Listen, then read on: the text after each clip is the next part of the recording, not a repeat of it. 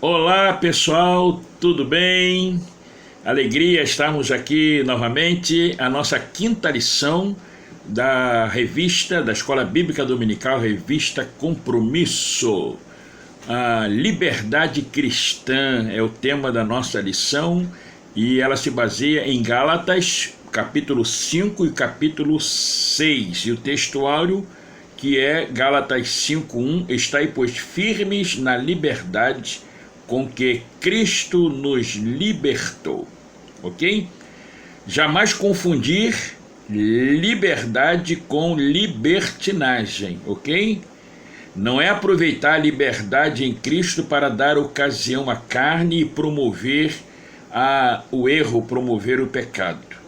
Não é também fazer da graça motivo de crescer em nós a possibilidade e vontade de pecar.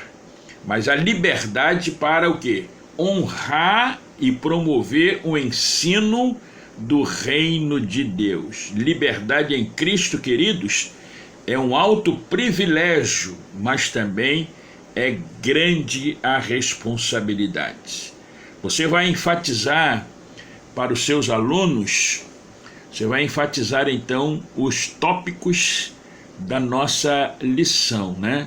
A liberdade cristã requer uma vida de obediência à verdade.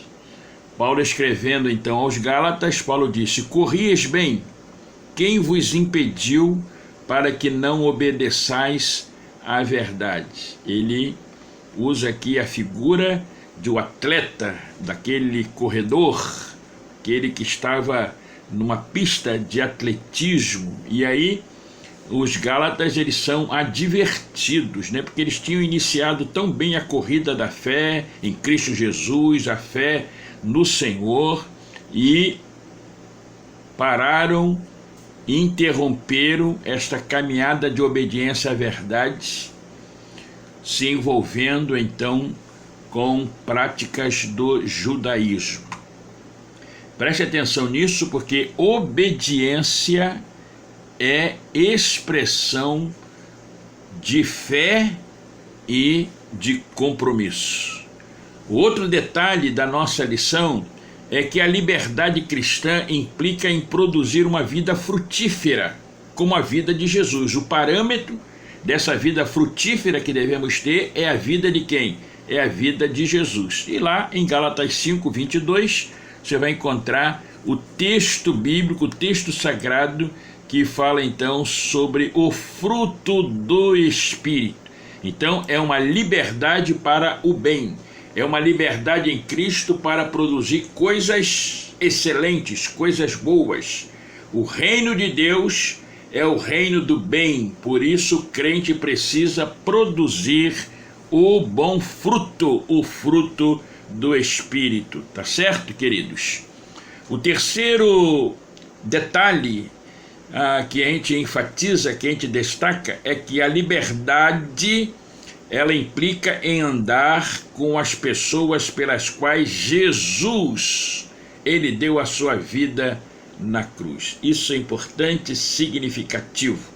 Gálatas 6:1, Paulo disse assim: irmãos, se algum homem chegar a ser surpreendido em alguma ofensa, vós que sois espirituais, encaminhai o tal com espírito de mansidão, olhando por ti mesmo, para que não sejas também tentado.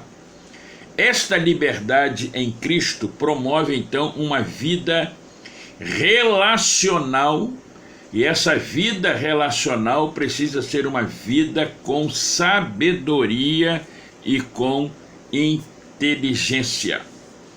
Paulo exorta diante daquele contexto de erros. Paulo, ele exorta os Gálatas para que tivessem uma postura diferenciada, relacional, com os irmãos considerados frágeis, aqueles que estavam trocando a fé pelas obras, pelo legalismo. Deveriam ser corrigidos, deveriam ser mostrado para eles então o caminho correto, mas deveria ser numa atitude de amor, ajudar o debilitado, o fraco, não com uma atitude de amargura, de ofensa, nada disso, ok? E eu quero dizer para você também que a liberdade cristã implica em uma vida dinâmica e ativa na semeadura espiritual. Gálatas 6:8. Porque o que semeia na sua carne, da carne ceifará corrupção, mas o que semeia no Espírito, do Espírito ceifará a vida eterna. A gente pode dizer que a semeadura é uma arte, né? Parece simples, mas não é. A semeadura, ela implica em várias coisas necessárias, úteis para o trabalho, para que o trabalho não seja vão. A semeadura precisa de um bom solo preparado, precisa de boas sementes, precisa de cuidado, sementes selecionadas, enfim.